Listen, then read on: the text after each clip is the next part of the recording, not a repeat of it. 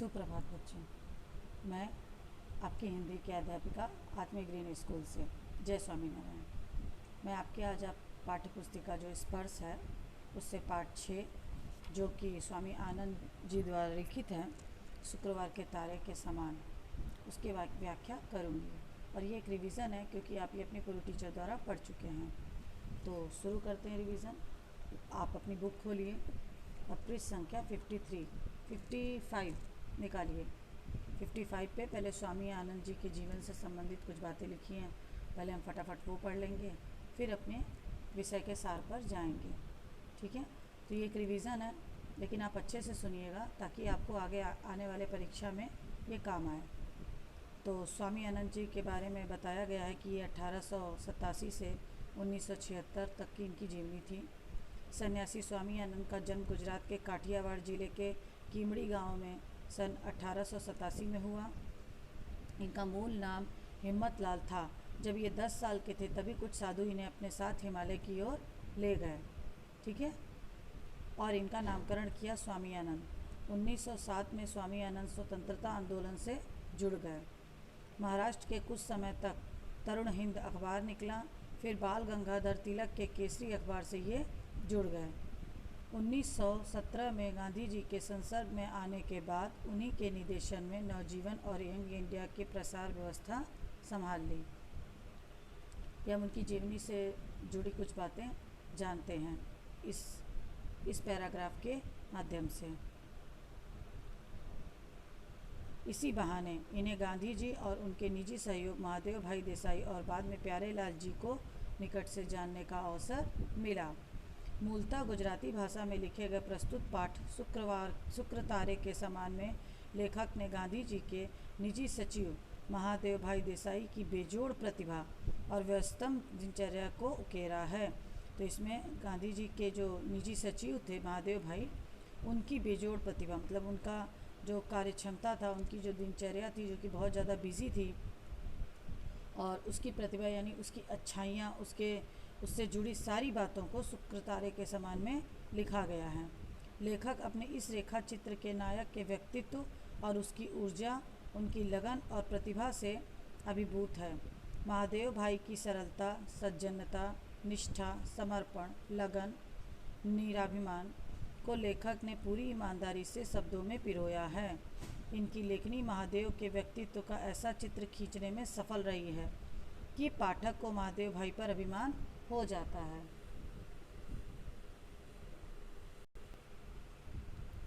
तो इसमें क्या बताया गया है, इस पाठ में ये बताया गया है कि जो महादेव भाई जी देसाई थे, उनकी बुद्धि कितनी बेजोड़ थी और उनकी दिनचर्या कितनी व्यस्त थी और वो कितना अपने काम के प्रति संलग्न थे, यानी अपने काम को सुचारू रूप से कर रहे थे गांधी जी के साथ मिल करके। तो पूरे पाठ में शायद इसी से संबंधित व्याख्या होगी और उनके निजी जीवन का चित्र खींचने की इनके लेखनी में कोशिश की गई है। और इनकी लेखनी द्वारा उनके निजी जीवन के बारे में हमें एक छोटा सा रूप शायद समझने को मिलेगा, वो मैं पढ़ूंगी तो व्याख्या करती जाऊंगी।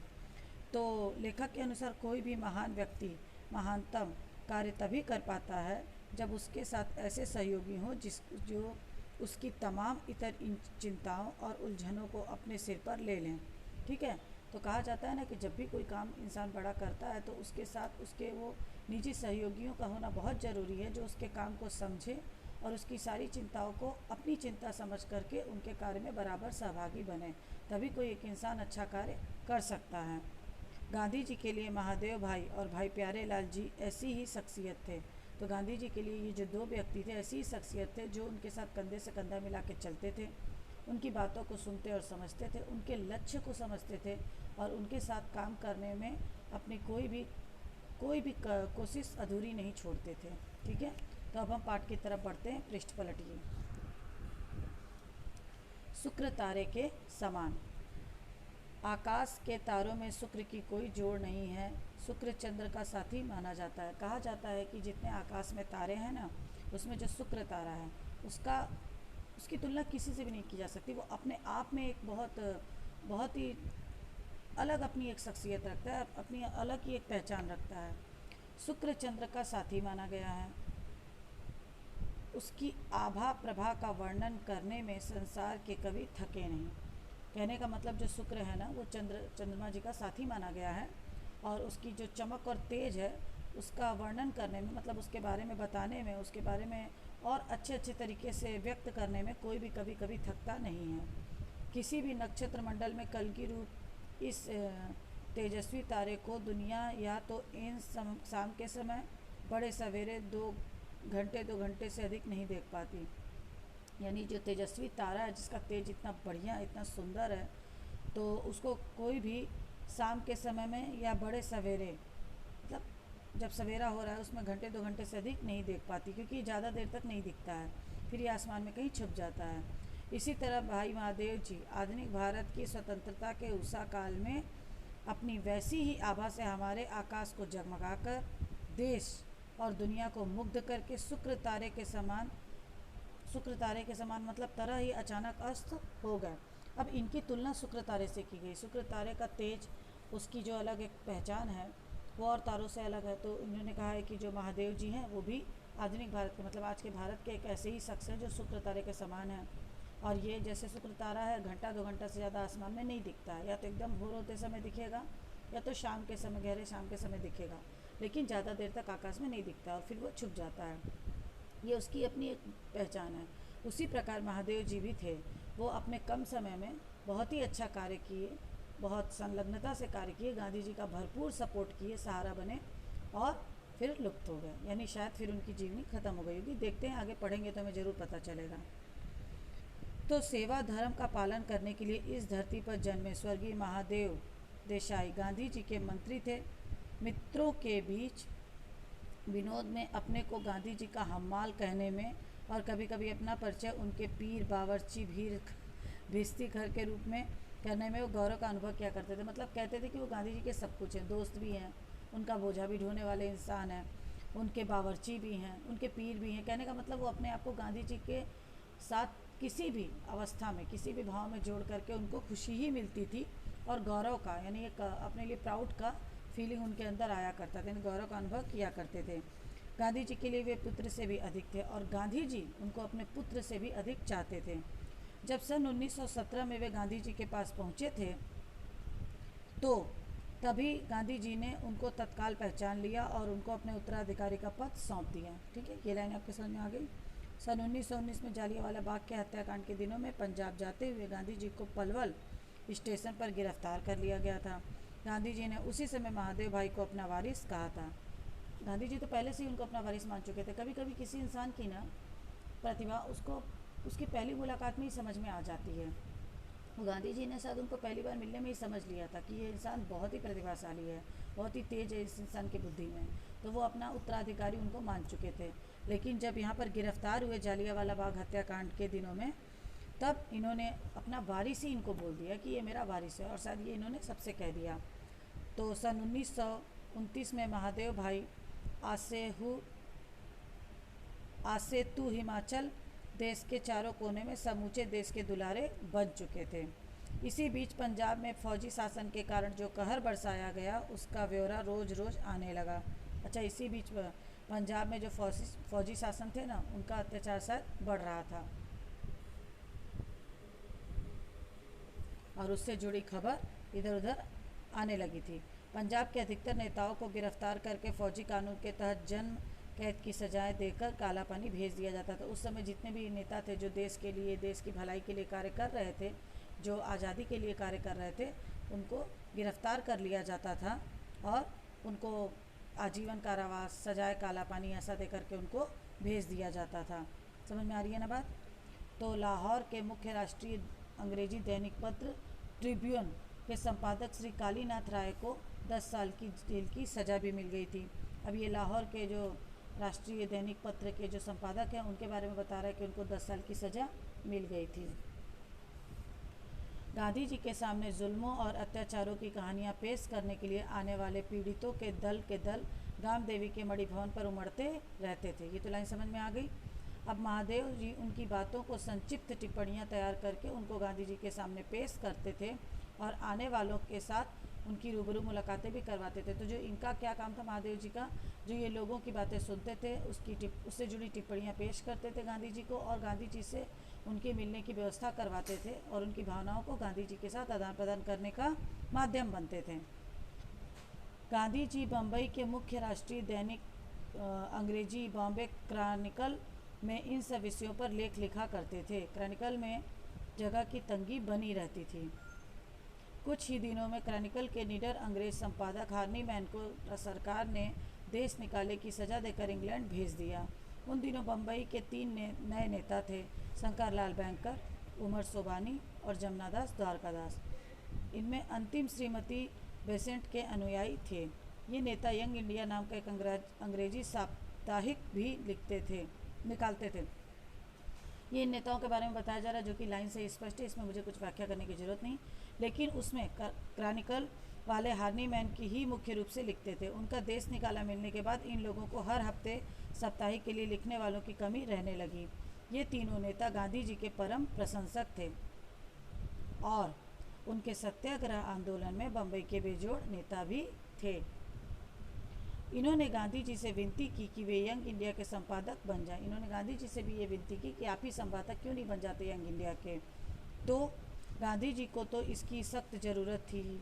उन्होंने विनती तुरंत स्वीकार कर ली, और गांधी जी को इसकी ज़रूरत भी थी, क्योंकि वो जो देश के लिए कर रहे थे वो भावनाएं एक समाचार पत्र के माध्यम से वो आसानी से जन जन तक पहुंचा सकते थे। तो उन्होंने इनकी विनती सुन ली और स्वीकार कर ली। गांधी जी का काम इतना बढ़ गया कि साप्ताहिक पत्र भी कम पड़ने लगा। गांधी जी ने यंग इंडिया को हफ्ते भर में 2 बार प्रकाशित करने का निश्चय ले लिया। अब उनके पास इतना ज़्यादा कार्य था, उनकी लेखनी में इतनी ज़्यादा बातें होती थी कि पेपर पे शायद पेज ही कम पड़ने लगा। और फिर उन्होंने एक कार्य और किया कि सप्ताह में ये समाचार पत्र 2 बार निकालने का निश्चय ले लिया। हर रोज़ का पत्र व्यवहार और मुलाकातें, आम सभाएं आदि कामों के अलावा यंग इंडिया साप्ताहिक में छपने के लेख, टिप्पणियाँ, पंजाब के मामलों का सार संक्षेप और गांधी जी के लेख, यह सारी सामग्री हम 3 दिन में तैयार करते थे। यंग इंडिया के पीछे पीछे नवजीवन भी गांधी जी के पास आया, और नवजीवन जो समाचार पत्र था वो भी गांधी जी के समीप आ गया। मतलब उससे भी जुड़ा कार्य करने का अवसर गांधी जी को मिलने लगा। तो दोनों साप्ताहिक अहमदाबाद से निकलने लगे। 6 महीनों के लिए मैं भी साबरमती आश्रम में रहने पहुंचा। पेज नंबर 58 ये वाला पेज भी पढ़ा दिया गया है मैंने, सॉरी पलटना भूल गई थी। अब आ गया है 58 में रहने पहुंचा। शुक्रवार शुरू में ग्राहकों के हिसाब किताब की और साप्ताहिकों को डाक में डलवाने की व्यवस्था मेरे जिम्मे रही, लेकिन कुछ ही दिनों के बाद संपादन सहित दोनों साप्ताहिकों की और छापाखाने की सारी व्यवस्था मेरे जिम्मे आ गई। तो बताया जा रहा है कि जो महादेव जी थे उनके जिम्मे पहले एक पेपर की जिम्मेदारी आई थी, फिर दोनों पेपर की जिम्मेदारी आ गई कि आप ही को सब कुछ संभालना है। गांधी जी और महादेव जी का सारा समय देश भ्रमण में बीतने लगा। एक मिनट